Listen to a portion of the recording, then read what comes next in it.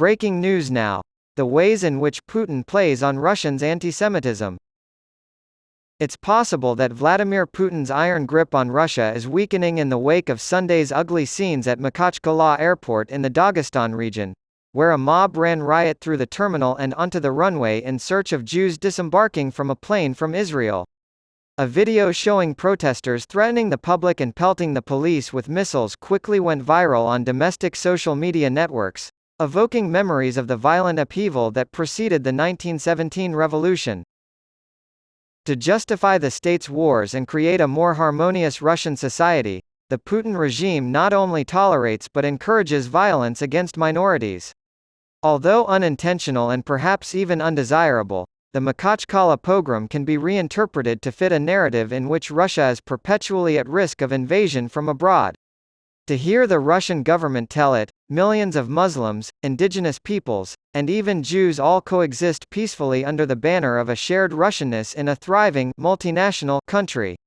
Russia's schoolchildren were given a mandatory patriotism lesson the morning after the violence in Makhachkala in anticipation of the Day of National Unity, on November 4.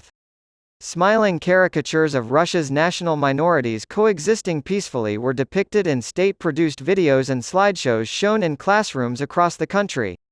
The Putin regime is simply mimicking Soviet-era depictions of racial harmony when it produces such celebratory material.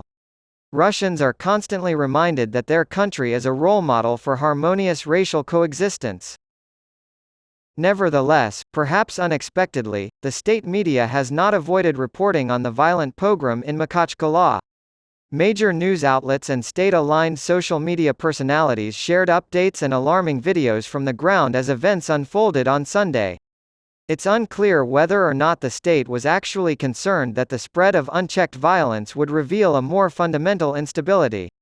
In fact, over the next 24 hours, state propaganda outlets seemed to take great pleasure in reporting on the gruesome details of arrests made and injuries inflicted. On Monday, the most prominent politicians in the state gave the story a new twist. Dmitry Peskov, the Kremlin spokesman, said that interference from the outside was to blame for the violence.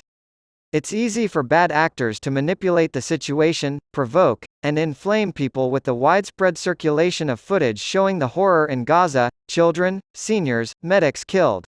Maria Zakharova, a spokesperson for the Russian Foreign Ministry, chimed in, calling the miscreants the criminal Kiev sick regime.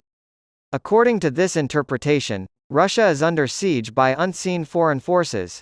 Domestic violence in Russia must be evidence of a global conspiracy against the country's racial harmony, rather than a result of domestic issues. The Russian state, not Russia's foreign enemies, is to blame for stoking anti-Semitism on its own soil. Over the past few years, it has passed a number of anti-religious freedom laws.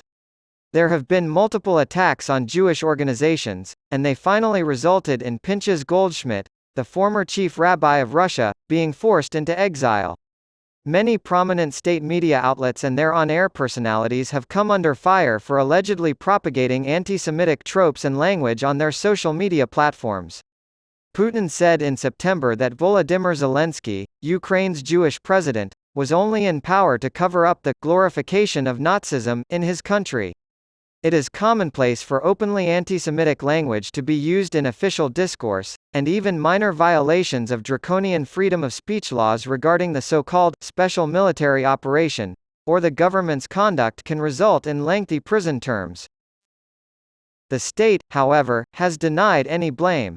At a meeting of Russia's Security Council on the 30th of October, the day after the violence in Makhachkala, Putin confirmed the explanation given by his spokespeople. The USA's ruling elites and its satellite nations are behind the tragedy of the Palestinians and the chaos in the Middle East, the conflict in Ukraine, and many other conflicts around the world. The level of hypocrisy he displays is unfathomable. A government that has so brazenly used anti-Semitism has no right to place the blame for violence on the opposition.